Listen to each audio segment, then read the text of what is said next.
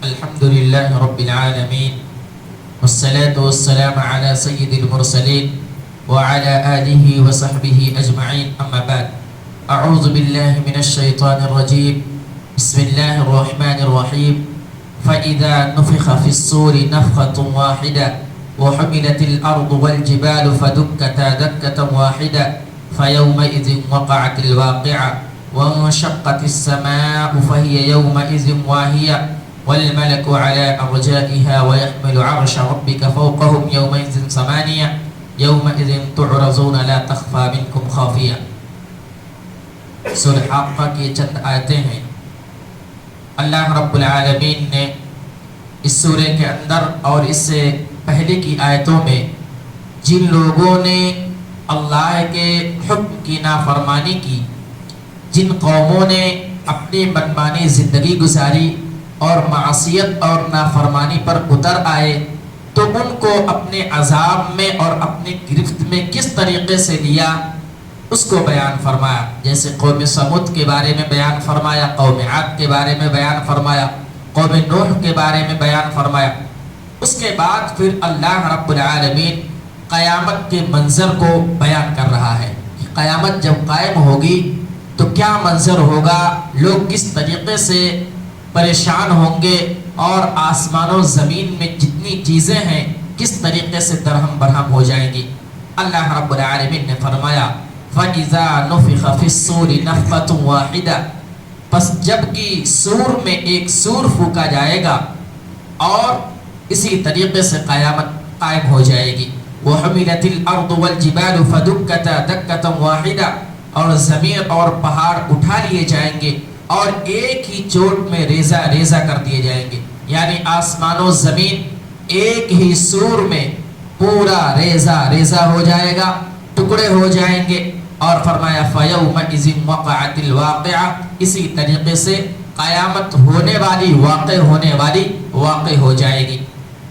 وَانشَقَّتِ السَّمَاءُ فَهِيَ يَوْمَئِذٍ وَاهِيَةٌ، اور آسمان پھٹ جائے گا اور دن بالکل بودا ہو جائے گا، یعنی ریزہ ریزہ ہو جائے گا. سورہ نبا کے اندر اللہ رب العالمین نے کچھ یوں نقشہ کھینچا ہے یوم ينفخ في الصور فتأتون افواجا، کہ جب سور میں پھونک مارا جائے گا تو فوج در فوج دوڑتے ہوئے بھاگتے ہوئے سب لوگ بھاگتے ہوئے چلے جائیں گے. یوم ينفخ في الصور فتأتون افواجا وفتحت السماء فكانت ابوابا، آسمان کے دروازے کھول دیے جائیں گے، اس سے فرشتے جو ہوں گے وہ نیچے کی طرف زمین پر آ جائیں گے. وفتحت السماء فكانت ابوابا وسيرت الجبال فكانت سرابا، اور پہاڑ اس طریقے سے ہوں گے، ریزہ ریزہ ہو جائیں گے جیسے کہ ریت میں جو ریت ہوتا ہے بالوں کی شکل میں، اسی طریقے سے بوسیدہ ہو جائے گا. اسی طریقے سے اللہ رب العالمین نے سورہ حج کے اندر بیان فرمایا یا ایھا الناس اتقوا ربکم ان زلزلۃ الساعۃ شیء عظیم، اے لوگو اللہ رب العالمین سے خوف کھاؤ، اللہ رب العالمین سے ڈرو. ان زلزلۃ الساعۃ شیء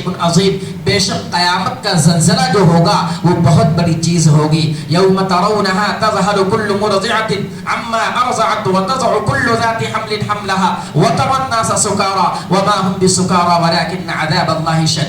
اس دن جب آدمی قیامت کو دیکھ لے گا، قیامت کی ہولناکیاں جب قائم ہو جائیں گی، ایک آدمی جب دیکھ لے گا تو ایک دودھ پلانے والی ماں اپنے بچے کو بھول جائے گی، اور اسی طریقے سے وہ ماں جو حمل سے ہوگی اللہ رب العالمین کی اس عذاب سے، اللہ رب العالمین کی اس ہولناکی سے اپنے حمل کو گرا دے گی. وَتَرَى النَّاسَ سُكَارَى وَمَا هُمْ بِسُكَارَى، یہ کوئی خوف، یہ کوئی جو ہے لرزہ تاری ہوگی اللہ رب العالمین کی ہولناکی ہوگی، لوگ بدحواس ہوں گے، مدہوش ہو جائیں گے اللہ رب العالمین کے عذاب کو دیکھ کر کے، قیامت کی ہولناکی کو دیکھ کر کے ایک آدمی پریشان ہوگا. اسی طریقے سے قیامت کا نقشہ کھینچتے ہوئے سورہ عبس کے اندر اللہ رب العالمین نے کہا فَإِذَا جَاءَتِ الصَّاخَّةُ، جب قیامت قائم ہو جائے گی یوم یفر المرء من اخیہ، ایک آدمی ایک دوسرے سے بھاگے گا. یوم یفر المرء من اخیہ وامہ وابیہ، وہ ماں جو اس دنیا کے اندر اپنے بچے سے بہت زیادہ محبت کرتی ہے،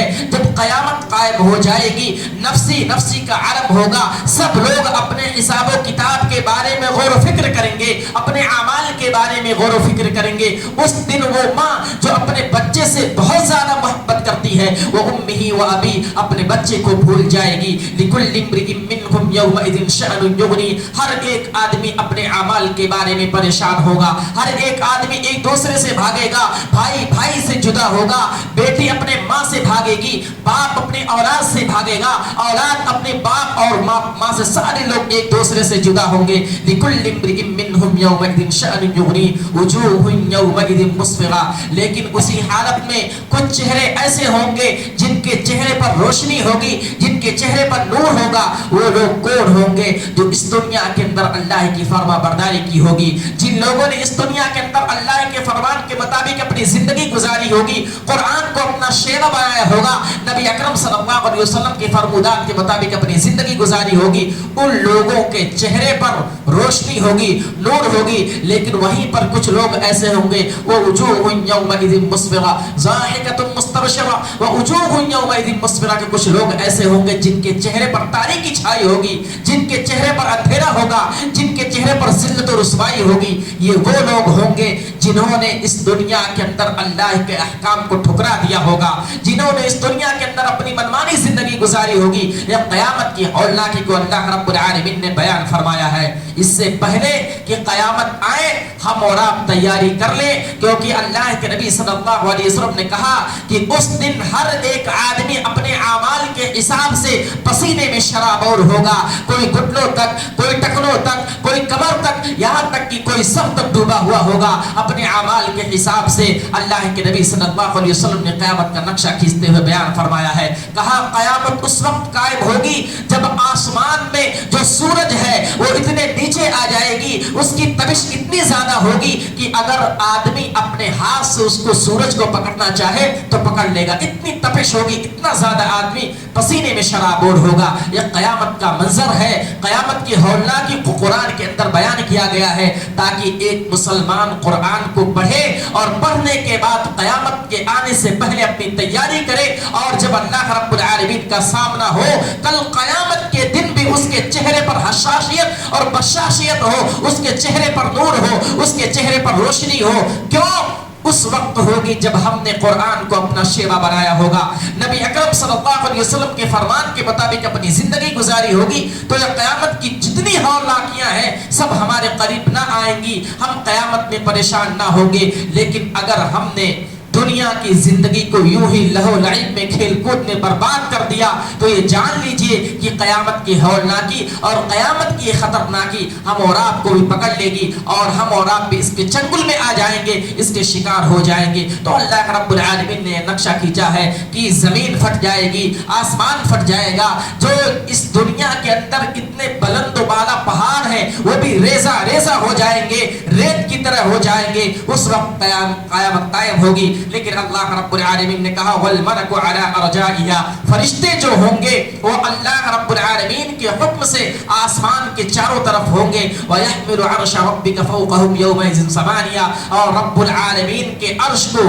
8 فرشتے اٹھائے ہوئے ہوں گے۔ اس دن بھی اللہ رب العالمین کا عرش جو ہے وہ مستوی ہوگا، اور اسی طریقے سے اس کو 8 فرشتے اٹھائے ہوئے ہوں گے۔ اور فرمایا یومئذ تعرضون لا تخفى منکم خافیہ، اس دن تم سب کے سب اللہ رب العالمین کے سامنے پیش کیے جاؤ گے تاکہ تمہاری جو پوشیدہ اعمال ہیں وہ سب کے سامنے پیش کر دیے جائیں۔ یہ قیامت کا دن جو ہوگا وہ حساب و کتاب کا دن ہوگا، آدمی جو کیا ہوگا اس کے حساب کا دن ہوگا، اس کے رزلٹ کا دن ہوگا، اس کے نتیجے کا دن ہوگا، اس لیے قیامت قائم ہوگی۔ اللہ رب العالمین سے دعا ہے کہ اللہ رب العالمین تو ہمیں قیامت کے آنے سے پہلے قیامت کی تیاری کرنے کی توفیق عطا فرما۔ اے اللہ رب العالمین اس دنیا کے اندر ہمیں کتاب و سنت کے مطابق زندگی گزارنے کی توفیق عطا فرما۔ اے اللہ رب العالمین تو نے ہمیں رمضان مبارک کا مہینہ دیا ہے اور لگ بھگ آدھا رمضان ختم ہو گیا ہے، جو بھی ایام بچے ہیں ہمیں زیادہ سے زیادہ توبہ اور استغفار کرنے، قرآن کی تلاوت کرنے، نماز کے اہتمام کرنے، قیام اللیل کا اہتمام کرنے، اور اسی طریقے سے روزوں کا اہتمام کرنے کی توفیق عطا فرما۔ اے اللہ رب العالمین جو بھی ہم ٹوٹے پھوٹے الفاظ میں قرآن کی تلاوت کرتے ہیں، نماز کی پابندی کرتے ہیں، عبادات کرتے ہیں، تمام عبادتوں کو قبول فرما۔ اے اللہ رب العالمین تو ہمیں کہنے سننے سے زیادہ عمل کرنے کی توفیق عطا فرما، آمین۔ وآخر دعوانا الحمد للہ رب العالمین۔ السلام علیکم ورحمۃ اللہ وبرکاتہ۔